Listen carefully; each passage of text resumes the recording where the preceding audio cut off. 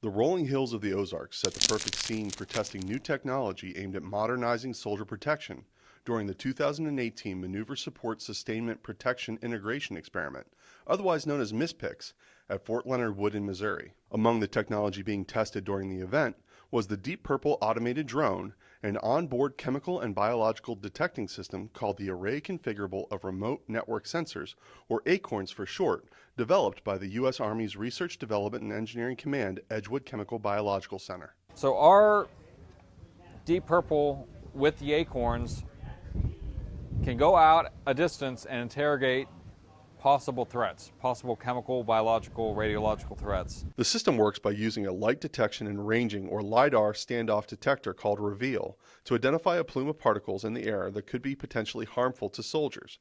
This triggers the integrated early warning system to autonomously launch the Deep Purple drone carrying the acorns detector. The drone flies to the plume and samples the air, remotely reporting the findings back in real time so decisions can be made.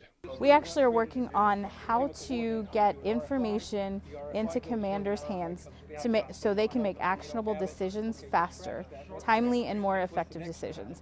Beyond the field experimentation with the detection system, the real value of MSSPIX is the ability to get the emergent technology in the hands of the soldiers. During the exercise's first week, soldiers from the 63rd Chemical Company, 2nd Chemical Battalion, 48th Chemical Brigade spent time training in the operation of the system and providing feedback about how the system could be improved to provide the support they need in the field. We are really trying to fall in line with the Army's goal of more demonstrations, more prototypes, get input from the soldiers sooner rather than later so we can get a better product into the material development. Initial feedback from the group of soldiers working with the development team showed some positive results. This is beneficial. It'll save us a lot of time. It'll keep troops out of the hazard in the seaborne world. That's kind of what we worry about. It can be a lot faster, a lot more accurate, and I can send it to places I may not be able to drive. One of the steps in making sure the technology is ready to improve the capabilities of the soldier is making sure the program continues to move forward. My hope after MSSPIX is that, one, we get some solid transition agreements and that this equipment ends up being part of a program of record that's then developed, and also that we apply these solutions to material gaps that other requirements that owners have.